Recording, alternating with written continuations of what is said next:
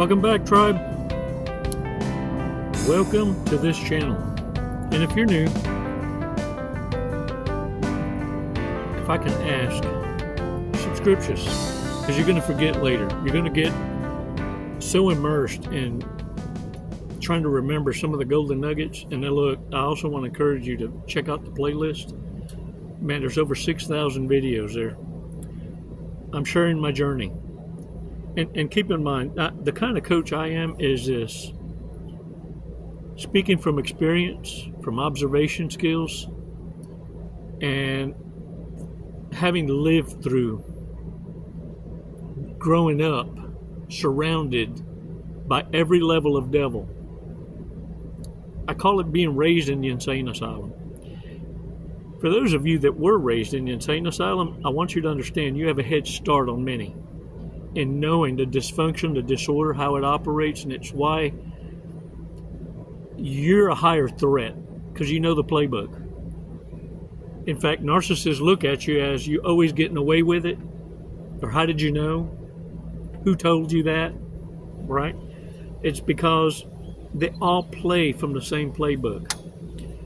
Their leader, whether they want to accept it or not, is a devil himself. It's why their patterns of behavior are so predictable that even folks who coach, look, you have influencers out there that are speaking from their own personal relationship, but they didn't grow up going through it. You know what I'm saying? And you can kind of tell. And they mean well. They really do. But it's why they stay on that topic and they keep that fire burning. It's almost like they're not healing because they need to remember it so vividly and keep you hung up on the loop. And it's why sometimes you feel like you're not getting anywhere.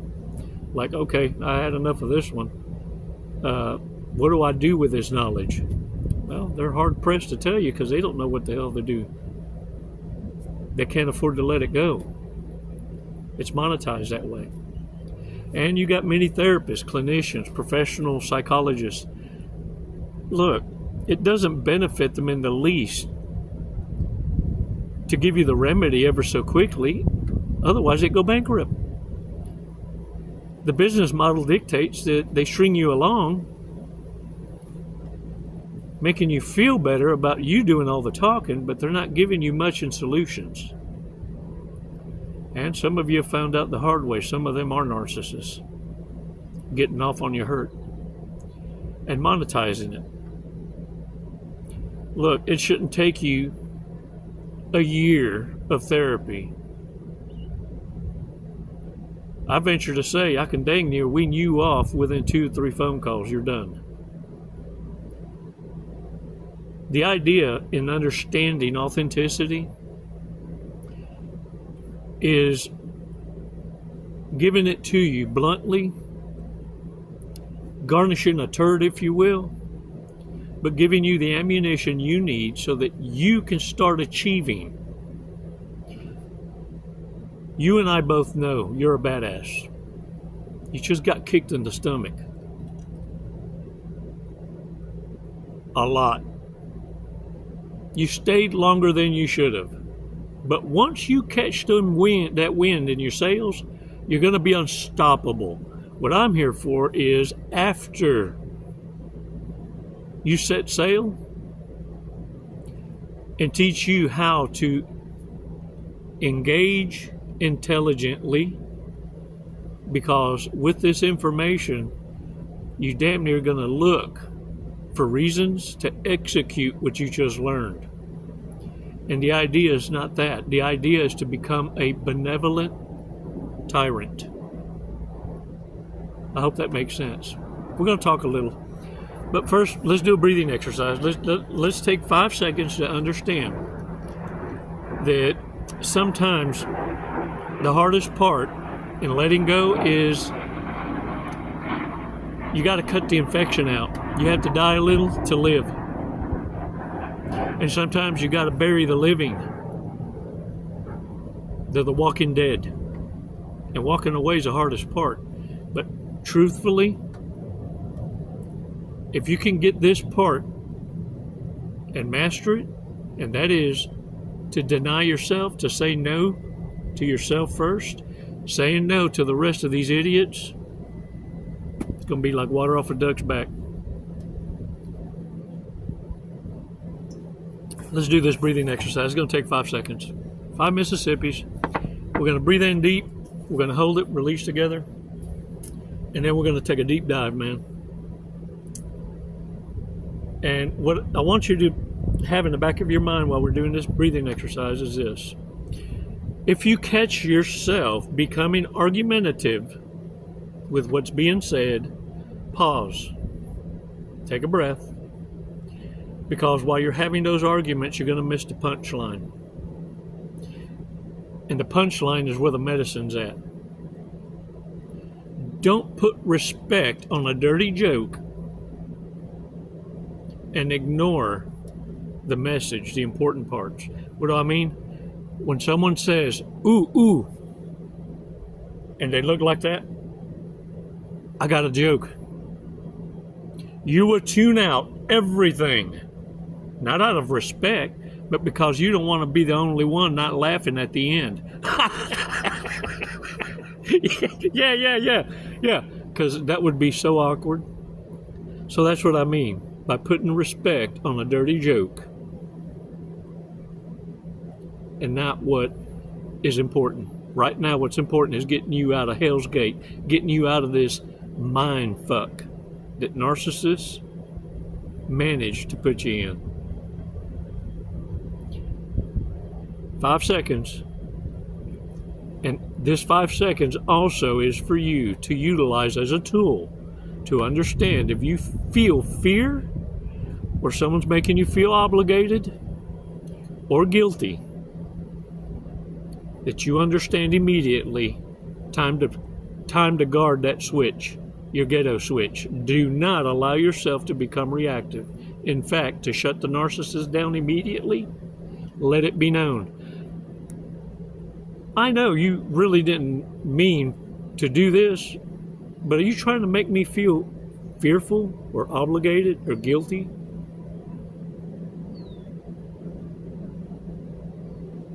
You see, by letting them know I'm on to you, you're also offering them a golden bridge to retreat instead of backing them into a corner. And at the same time, you're not painting yourself as a damn target, an intended target for gang stalking. Because the last thing you want to do is have them with their head on a swivel for damage control.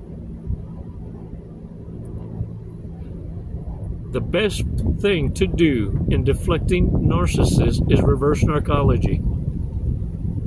It's not always more, better, bestest to hand them their ass or wipe their nose in their own piss. Leave that to me. I got all the time in the world. I'm retired. Hey, I sometimes play stupid to make the narcissist feel like they're winning when they're losing before I nudge them into the grave they dug for me. But look, that's not for everybody. Some of y'all got responsibilities. Some of you got young people in your lives that you are stewards of, you're responsible for. Find and articulate ways to teach them this information that's priceless and not taught in schools, not passed down from parents to children, because most of them are narcissists. And it's a well-guarded secret. And the reason why is it's the only way they have control.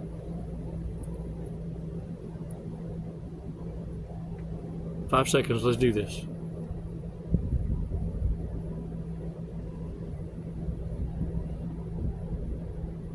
Release slowly.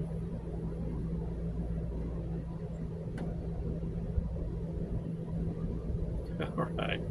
Woo-hoo. Shake it off, shake it off. All right, y'all, look.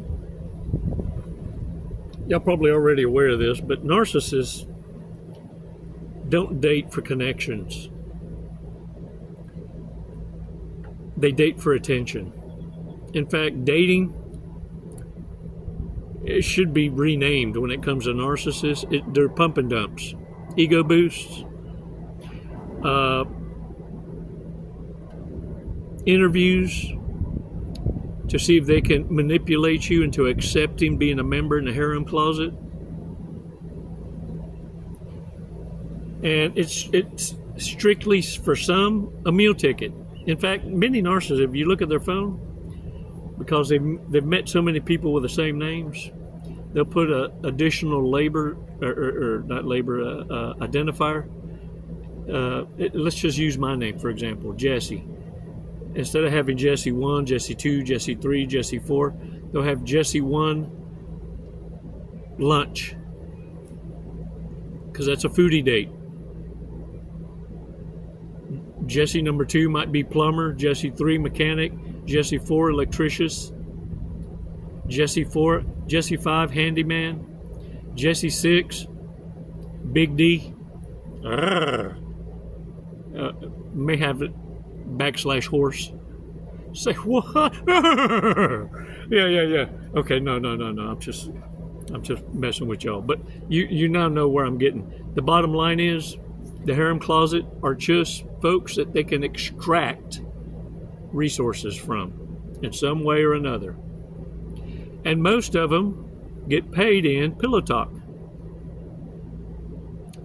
Think I'm lying? Check out their snail trail. Most of them got the slime running down their legs when they come in to meet the next one. You know, because they got to also maintain the harem closet. Otherwise, people start dropping off. You see, these kinds of friend zones, the harem closet friend zones, eventually get picked up by others, and they lose people all the time. So in the narcissist world, it's why they got to keep active in maintaining and recruiting. They cannot afford for their sheets to grow cold.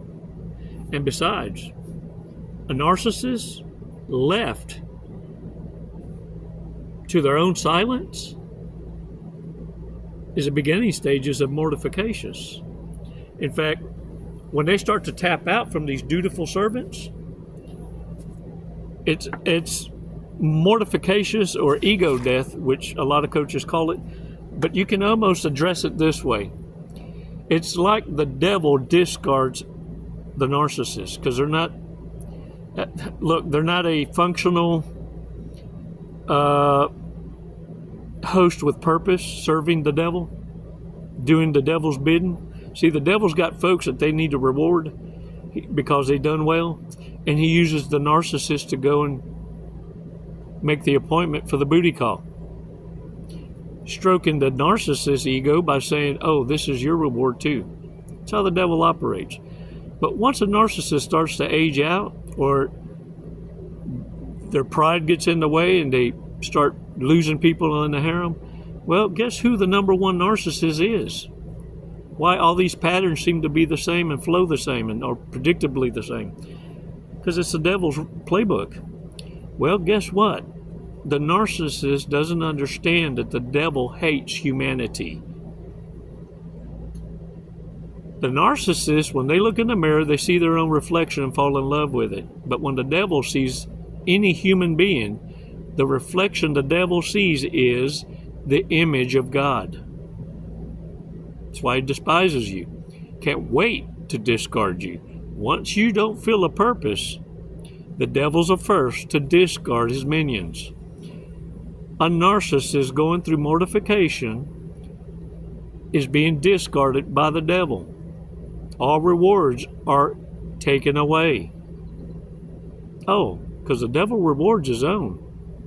The problem is the devil can't create these rewards. So he has to rob one to pay the other.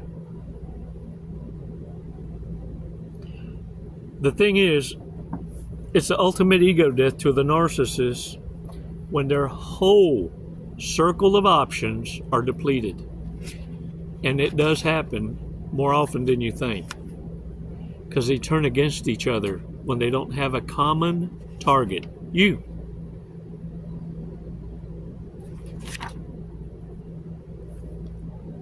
And what I want you to be careful with is, with this knowledge, applying reverse narcology, be careful.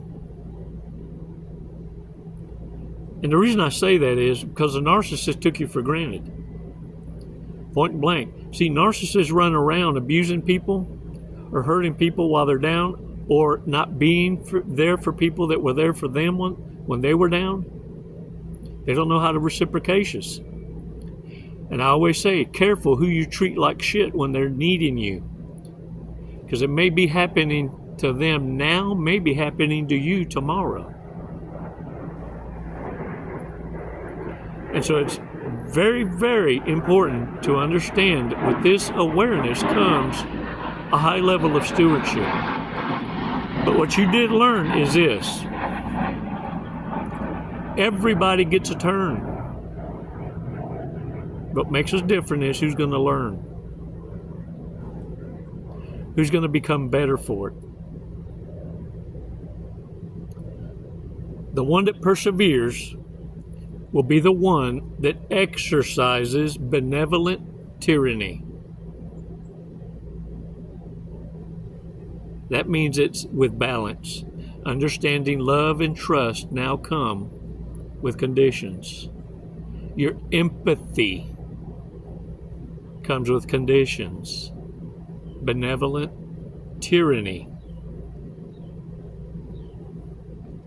In other words, your meat, your money, your energy, your attention, and time comes with conditions based on merit. Prove it. Everyone talks a good game. And you've been told enough times by narcissists as they're pissing on your leg that it's raining outside. Shut up. I didn't do that. Shut up. That never happened. It wasn't me. Downstairs in the kitchen. It wasn't me. Downstairs on the bathroom floor. It wasn't me. Some shaggy. Doing some shaggy. And look, ain't no one come in with the I'm sorry's more quickers, fasters than the destitute narcissist. Let me tell you, they will come in not only with the tears, but with the I love yous. I miss you. I won't do it again. I won't do it again. Yeah. Apologies from narcissists doesn't mean that they're going to change their behavior or they're going to course correct. No. All that means is they hate you for having to say I'm sorry and needing you, and they hate you for having the means to help them and not offering it without them having to beg and grovel. But the I'm sorry means also I'm sorry now until it happens again. I'm sorry until the next apology. Chick-ching. I hope that makes sense now, because look, narcissists from the past will always believe you owe them. No matter how you slice it. Doesn't matter if it's family, associations, acquaintances, pump and dumps. Hey, because we ain't all perfect. You know what I'm saying? Sometimes you got to stick your dick in crazy to learn. Get your car keyed and your tires get knifed up. Before you understand, getting dickmatized ain't no joke for you women folk. Because look, there's no gender bias when it comes to narcissists. Matter of fact, they so fluid, they ride both sides of the fence, and they'll do it ever so quickly, faster. It's like a hooker changing drawers to a point they're professional. They don't even wear them no more. And they'll change gods just as fast because they can't afford to minimize the amount of resources that they can tap from the different synagogues, congregations, churches, temples, mosques. Oh yeah, they change gods like they change drawers to a point eventually they just ain't wearing none. And the thing is, it's like this. Narcissists feel that you owe them because you're related to them or because they met you. That's enough for the narcissist to believe they made you who you are, because that's what they're telling everybody.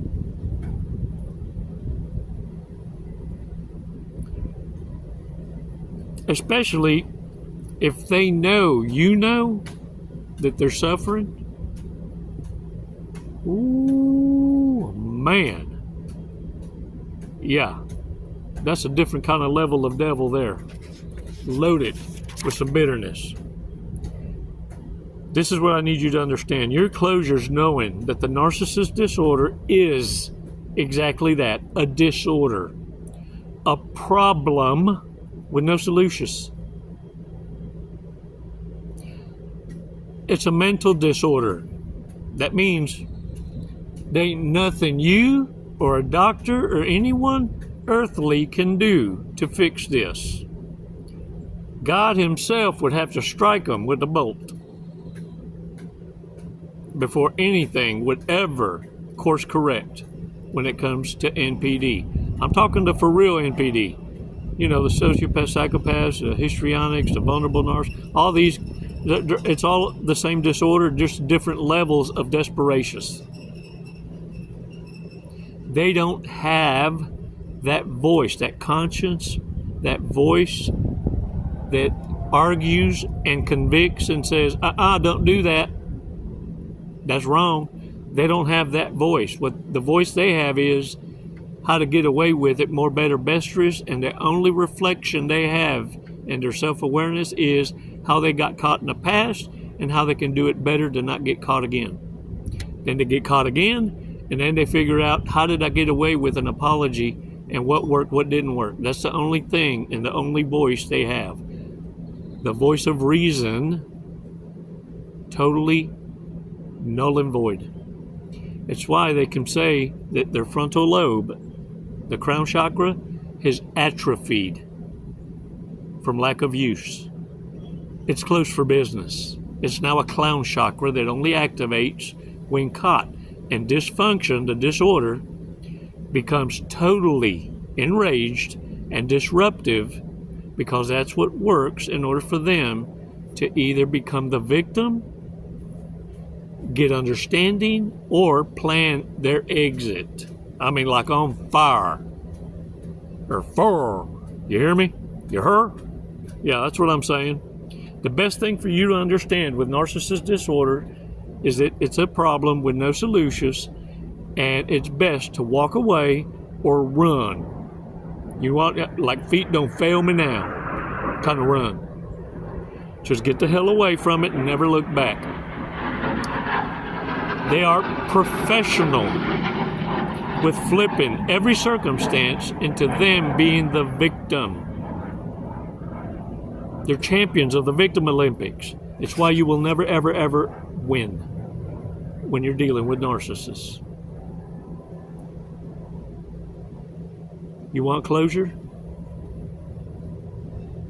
Then listen carefully. Stop what the hell you're doing. Look at me. Here's your closure. The disorder, man or woman, chose to hurt you. It was supposed to take you out. What pisses them off is it didn't. You're supposed to take your own life, and you didn't. You're supposed to be destroyed, and you had to come up. And now they're suffering, watching you and hating from a distance because you're unapproachable. Now they understand fully. They never made a pimple on your ass. And they thirst, they crave is, at one time, they had bragging rights. They had your attention. And now they're fully aware that they were never worthy to even stand in your shade. And now, you're out of their league. They understand fully that they would never ever be caught, even by accident, in the same circles that you're in. And what irritates the shit out of them, all of the lies and the gaslighting and the smear campaigns that they spread, they can't even frequent those circles anymore because it's rubbed in their face, the champion you are, and how they lost. You're the one that got away. Who's got the power now? That's why I'm proud of you. Benevolent tyranny. You're the goat, not the scapegoat. You're the badass that won. Now you just need to maintain frame. And remember, you're a diplomat to the Most High. Have composure in class. You're kicking ass with a smile. And I'm so proud to be a part of your coaching plan. Whenever you're ready, reach out, schedule a coaching call. The link is in the bio. And for those of you who feel moved, compelled to want to support this channel and others like it, you can look down in my bio and there's several ways that you can either join the tribe, which would greatly be appreciated for less than a coffee and a donut. You can help Chico keep his smile and virtue. And it'll help me fight the temptations to be on OnlyFools and sell my news. And for those who wish to give more, the PayPal link is there. Or you can hit the heart icon somewhere down yonder and make a donation. Your gift offering of love is greatly appreciated. And the girls in the office doing a great work for us all, protecting us from ourselves when we sometimes say too much in the remarks. Look, it gets away from us sometimes. We're under duress. We got your back. We help you. And for those who can't just keep their opinions to themselves and all they have is disrespect in their hearts, well, we block them forever. You never even get to listen or hear or read what the trolls have to say. We lead by example so that you can one day be the protector that you are, and do it based on merit. Because your empathy now has conditions, don't it?